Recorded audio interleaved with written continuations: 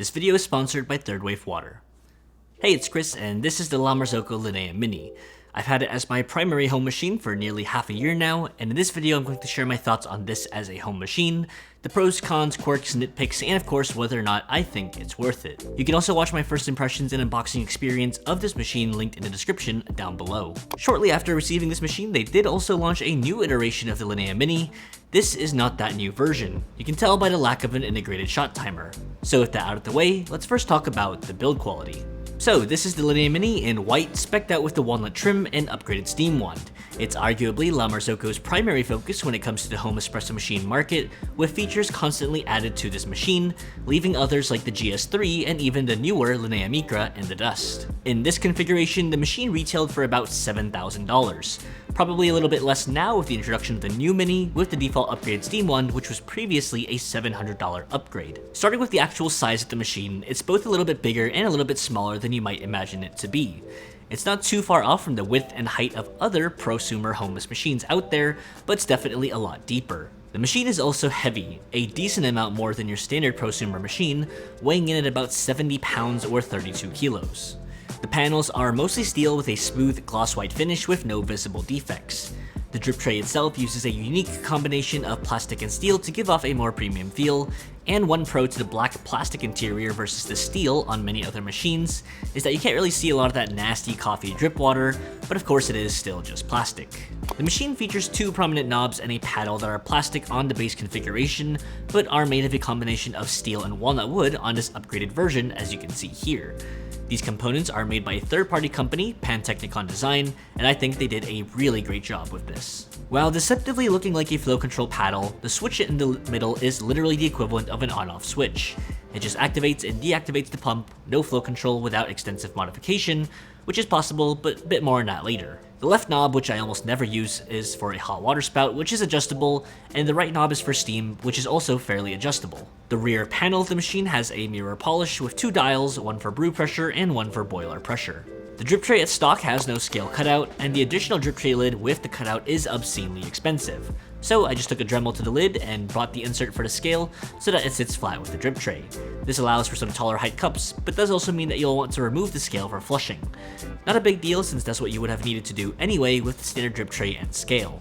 And this is the Akaya Brew by Weight scale for the Linea Mini, which I also have a full review on separately. You can find linked in the description. The water tank is accessible from the bottom behind the drip tray rather than on top like a lot of other machines.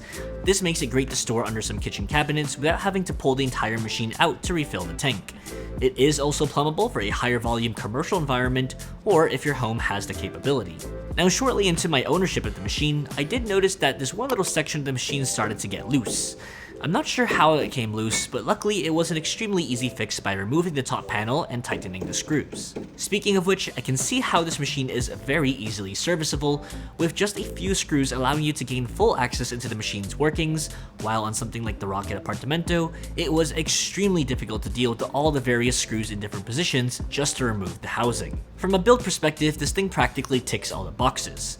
Everything feels super premium and well put together, and it's a stark difference from the classic E61 chrome box featured on most other home machines. From friends at the industry, I've heard that technicians enjoy working with La Marzocco machines far more than any other brand for the simplistic assembly and ease of getting into the machine itself.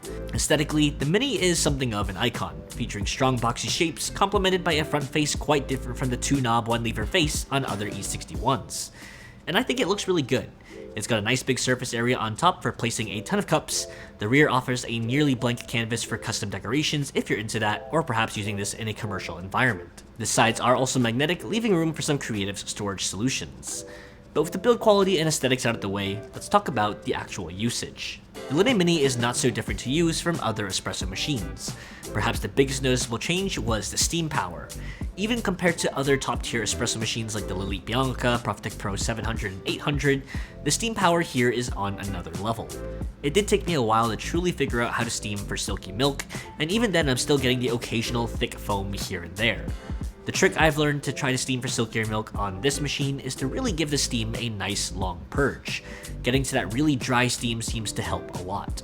In terms of the actual usage, you prep your portafilter like normal, lock it in, and move the paddle to actuate the on-off switch of the machine.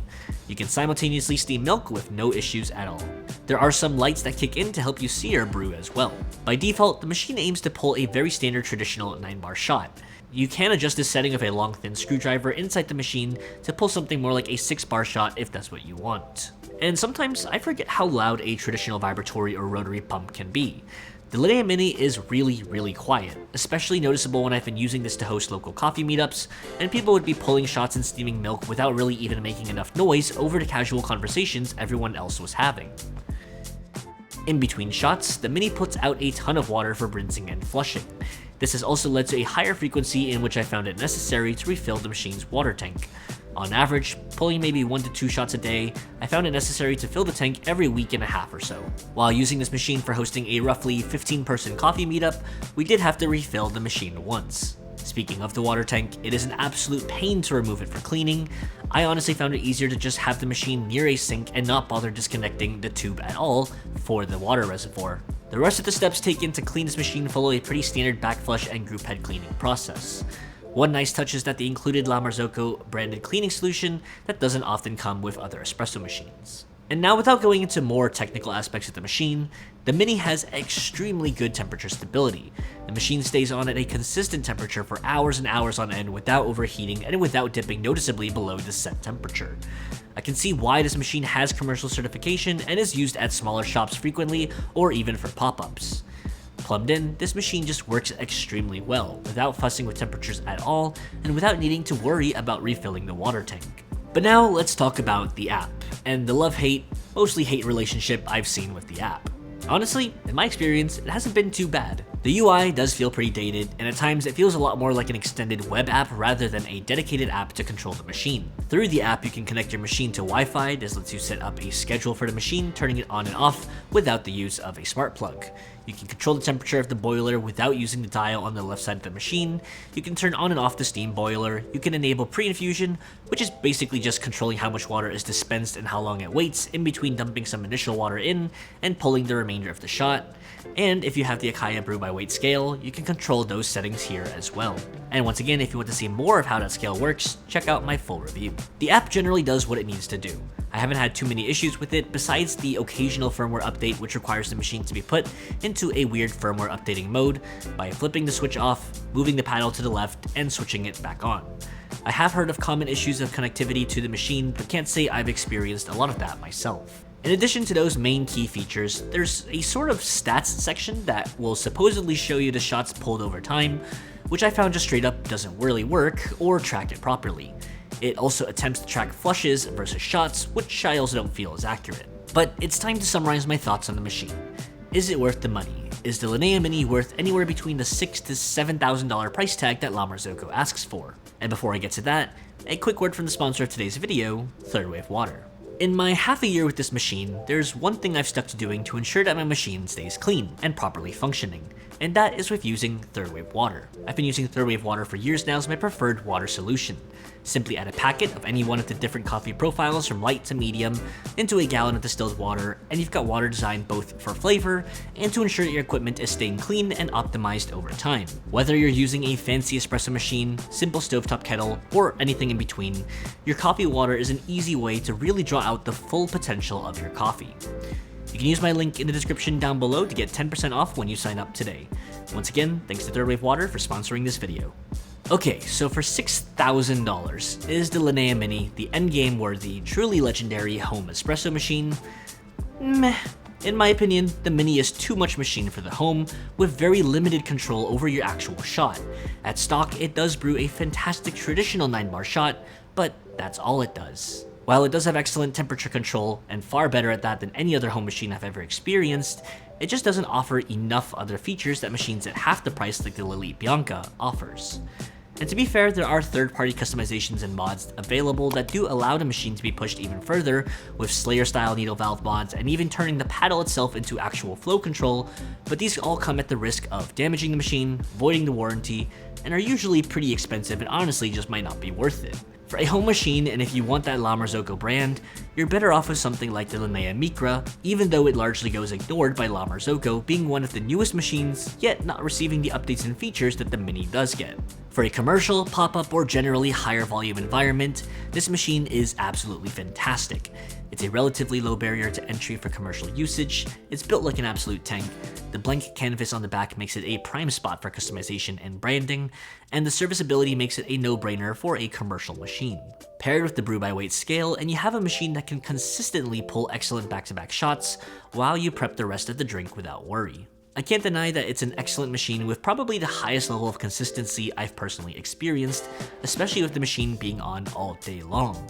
But I also can't deny that it just feels like too much machine for the home, unless you're pulling a ton of shots throughout the day for a group of people, but even at that point I feel like the Micra probably handles that level of demand for $2,000 less. And yes, you are paying for the La Marzocco tax on the machine, definitely paying in part for this brand, but for such a hyped up branded machine, the Linea Mini for $6,000 is just very basic. And this review can't be complete without quickly mentioning that as of a few months ago, DeLonghi has purchased a 41% stake in La Marzocco. Is this a sign of things changing for the better or worse? I'm not sure, but a few of my industry friends certainly seem wary of this acquisition. So in summary, am I keeping this machine? No. I'll be swapping back to a machine that I've adored since day one and have been patiently waiting in storage for its return to my coffee bar. It's not necessarily the best machine out there, but it's one that I've truly enjoyed using, and you can see what that is on my Instagram page where I post more regularly. So that is going to be my take on the La Marzocco Linea Mini. Let me know if that reflects your own experience, and hopefully my thoughts help you make an informed decision if you're in the market for this machine in a home environment. If you enjoyed this video, be sure to drop a like, subscribe if you haven't already, and I'll see you in the next one.